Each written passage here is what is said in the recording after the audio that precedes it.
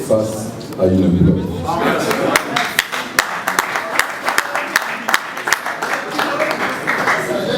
Celui qui perd la maîtrise de soi va perdre le contrôle de la situation. Je vous confirme, nous avons la situation à main et sans esprit d'abord.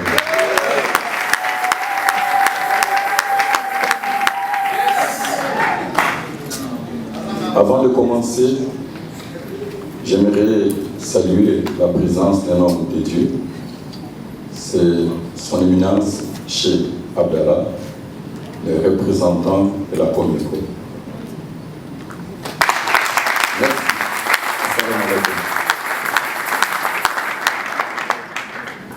Leur éminence, leur excellence, chers membres fondateurs, chers délégués, distingués invités, selon vos rangs et qualités respectives, tout protocole respecté et exigé.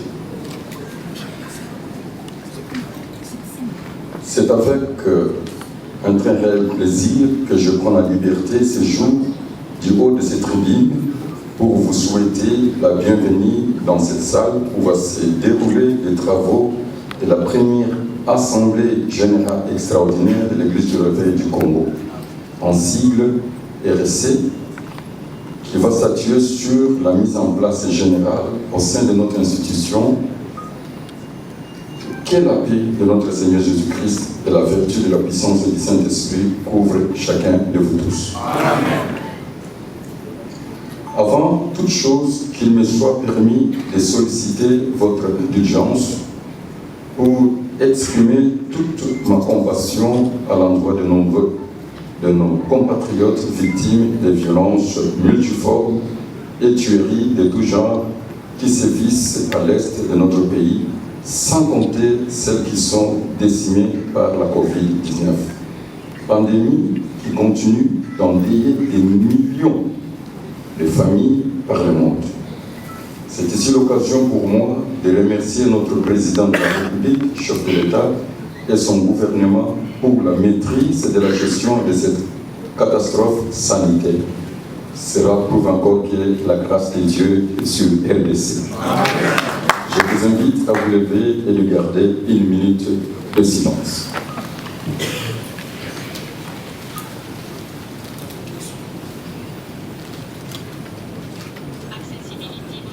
Merci.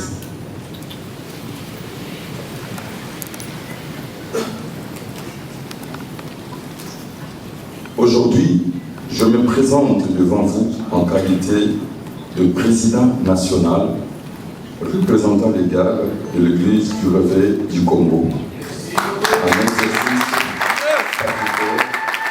avec un mandat de 5 ans renouvelable une fois. L'Église du Réveil du Congo est membre de la commission d'intégrité de la médiation électorale en sigle CIME. L'Église du Réveil du Congo, membre de la plateforme de confession religieuse en République démocratique du Congo. L'Église du Réveil du Congo est partenaire social de l'État congolais, interface et organe de régulation. L'Église du Réveil du Congo collabore avec les organisations internationales et membre de l'Organisation des Nations Unies. Aujourd'hui, nous allons faire la restitution, c'est-à-dire la lumière sur les griefs portés à ma personne. Nous allons faire le tas de Dieu, de l'RSC, annoncer la mise en place dans 48 heures, c'est-à-dire la mise en place générale, la proposition d'un nouveau président du Conseil des sages, mais nous invitons les autorités à faire respecter l'ordre établi des associations sans but lucratif au regard de la loi numéro 004/2001 portant dispositions générales applicables aux ASBL et aux établissements d'intérêt public afin de consacrer effectivement l'état de droit dans notre pays. Nous sommes en train de dire République démocratique du Congo, la religion se présente de la manière suivante. Nous avons les églises et communautés missionnaires, à savoir l'Église catholique, l'Église du Christ au Congo par le culte protestant, l'Église orthodoxe, l'Armée du Salut, la communauté islamique. Ensuite, nous avons la génération des églises post-missionnaires, à savoir l'Église de Jésus-Christ sur la terre par le prophète Simon Kimbangu, l'Église du Réveil du Congo, notre identité, dont le fondateur est notre unique sauveur et Seigneur Jésus-Christ, par les visionnaires congolais, les ministres, serviteurs et servantes qu'il a établis. C'est une des plus grandes églises en masse, et Dieu est dans l'église du Réveil par les Saint-Esprit. Ensuite, nous avons les églises indépendantes du Congo. Nous, en République démocratique du Congo, RDC, nous avons de grandes communautés chrétiennes, des plateformes et des regroupements religieux.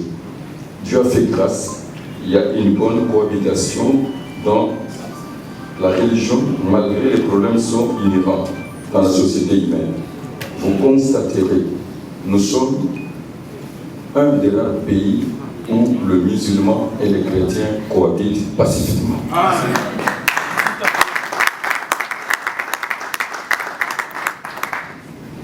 Nous sommes pour l'unité nationale, la concorde nationale et la paix sociale, facteur de progrès et de développement.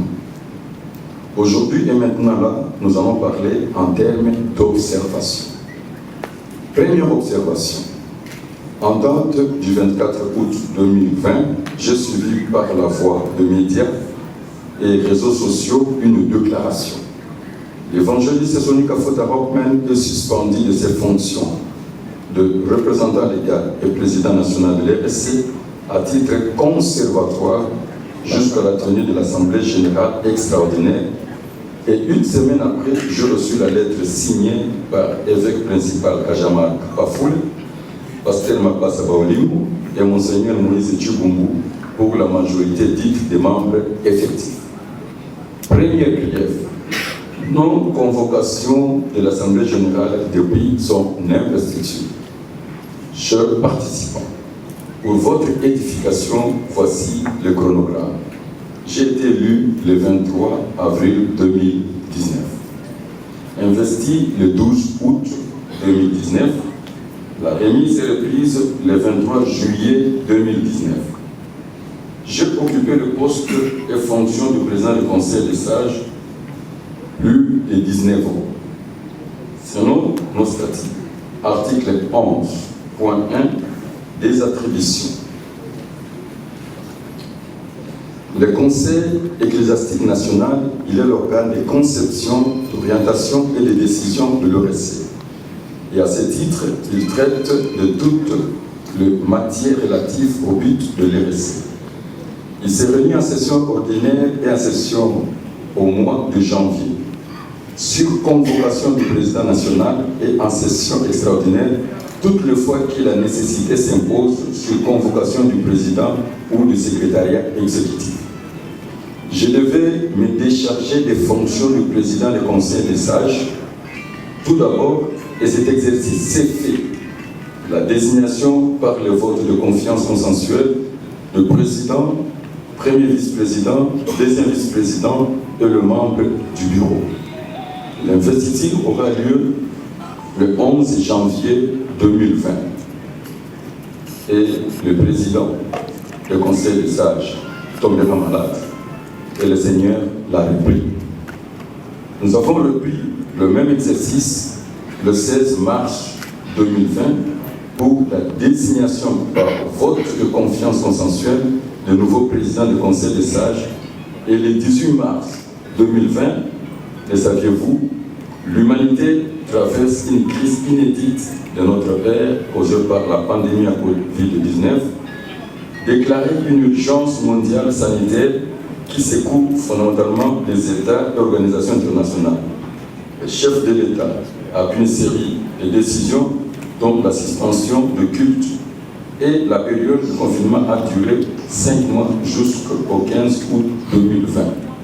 Notez bien, Lors de la remise reprise, j'ai trouvé la caisse de l'RSC 0 francs, 0 dollars, les comptes bancaires vidés et fermés. J'ai trouvé seulement le document administratif et un siège provincial en chantier inachevé. L'administration était dans le mal-être des administrateurs. Et tous les travaux se faisaient au bureautique sur Victoire. Que faire? Avoir clair, j'ai seulement 7 mois de pouvoir. Depuis la remise et reprise, hormis les 5 mois de confinement. Donc, ces griefs est non fondé et irrécevable. Mon prédécesseur, pendant plus ou moins 21 ans, a fait seulement 5 assemblées générales. Je répète, mon prédécesseur, pendant plus ou moins 21 ans, a fait seulement 5 assemblées générales. Deuxième pièce, l'inexistence d'un secrétariat exécutif officiellement installé. Chers participants, pour votre information, depuis mon investiture, j'ai continué avec la même structure et équipe sur toute l'étendue de la République. Voire même mon cabinet, c'est son ancien cabinet. L'RSC continue à fonctionner convenablement. J'avais donné une période probatoire d'1 année. Donc c'était la continuité de son pouvoir. Ne connaissant personne et surtout en me référant sur le bilan négatif laissé par mon prédécesseur pendant 21 ans, je me suis réservé de ne pas faire l'audit parce que le chef est sacré.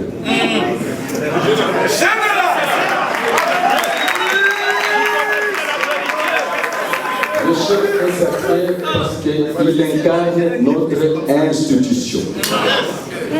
Quelle sagesse! Il me fallait un informateur, puis un formateur, une série de concertations pour pouvoir établir une mise en place jeune.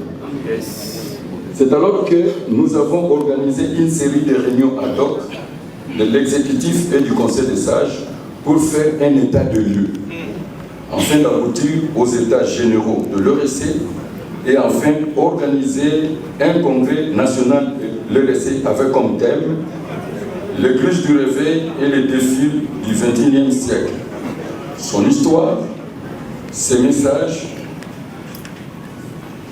son destin et son impact dans la société. Nous sommes réunis plus de 13 fois. Une commission a été mise sur place pour la compilation de toutes les résolutions depuis mon prédécesseur, parce que rien n'avait été légalisé et mis en œuvre.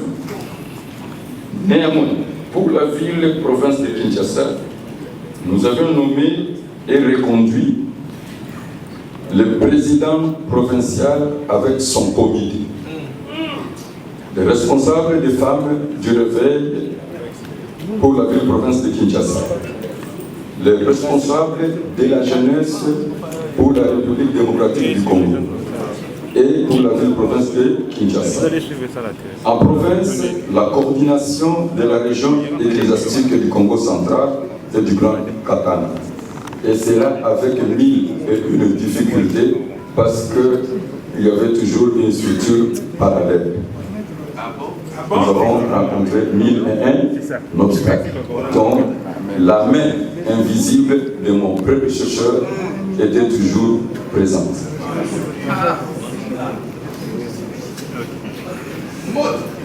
J'aimerais vous dire une chose. En tant que serviteur de Dieu, parce que j'ai trouvé le même cabinet, je me suis posé des questions.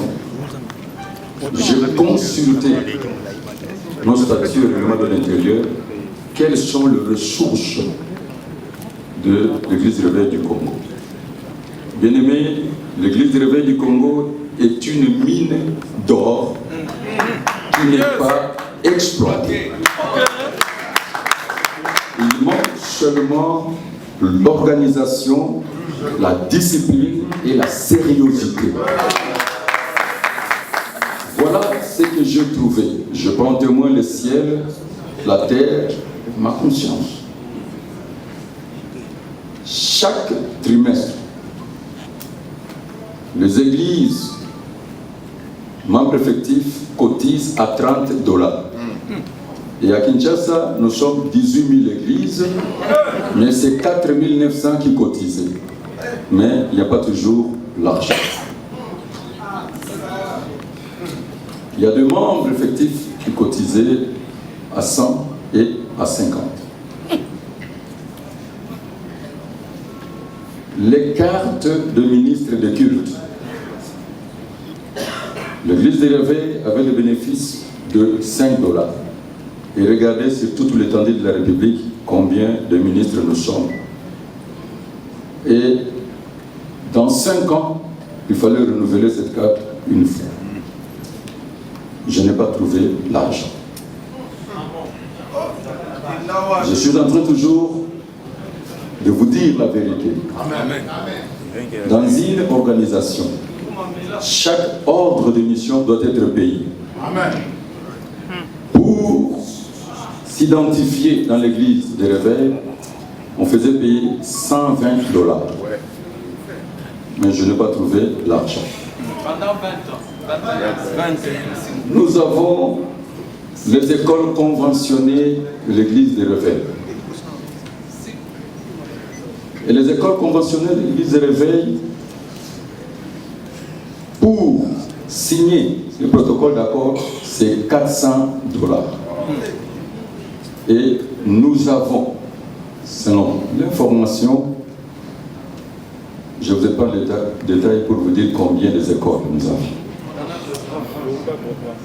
J'ai trouvé aussi le carte de membre, c'est-à-dire les professeurs, le personnel administratif, revenait toujours à $10 et les $5 étaient pour l'église. Mais je n'ai pas trouvé l'argent. J'ai trouvé que chaque professeur devait donner 2000 francs à l'évêque général. Moi, j'ai refusé que cela soit d'abord statutaire. J'ai trouvé que les élèves devaient donner 500 francs sur toute l'étendue de la République. J'ai refusé que cela soit statutaire. J'ai trouvé que l'État congolais nous a donné un document d'exonération presque à 100%. Et cela a été remis à 3 agences.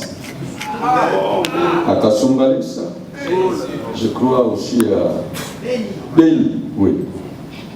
Et je n'ai pas trouvé l'argent. J'ai trouvé que l'État congolais nous donne 2 postes. Mais ces postes, aucun membre fondateur ou serviteur de Dieu a bénéficié. Mon prédécesseur mettait... C'est frère. C'est frère. C'est frère.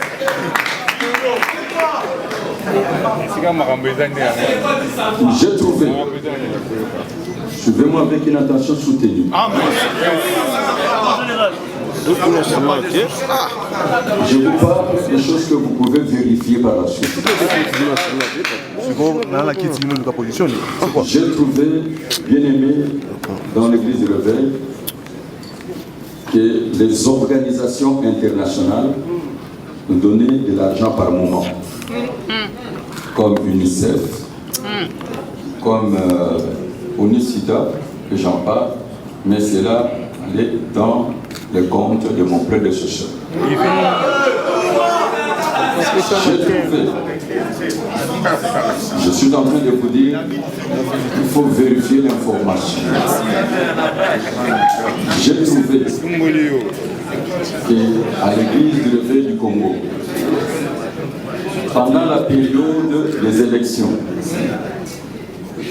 la CI, la CENI, donc ça fait déjà 3 exercices, donné beaucoup d'argent dont je vous épargne le montant pour la mobilisation et la sensibilisation.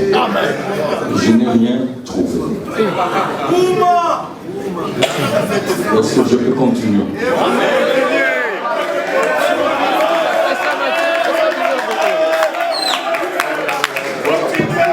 Parce qu'il faut établir la vérité. La vérité. Rien que la vérité. Je dois vous parler, écoutez-moi très bien. Que je continue à vous édifier. Je dis tout ce que j'ai dit, vérifier l'information. Et il y a quelque chose qui m'a touché encore à l'église de réveil. Pour devenir évêque, même si vous n'avez pas qualité, il fallait donner de l'argent. Par moment, 120 $ jusqu'à 500 $. Voilà, bien aimé, je vous épargne certains détails, parce que je vois le pasteur Jean Bosco me regarde. Je comprends son regard.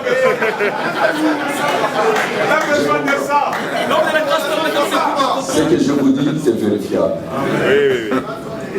Mais j'ai trouvé qu'il y avait le financement.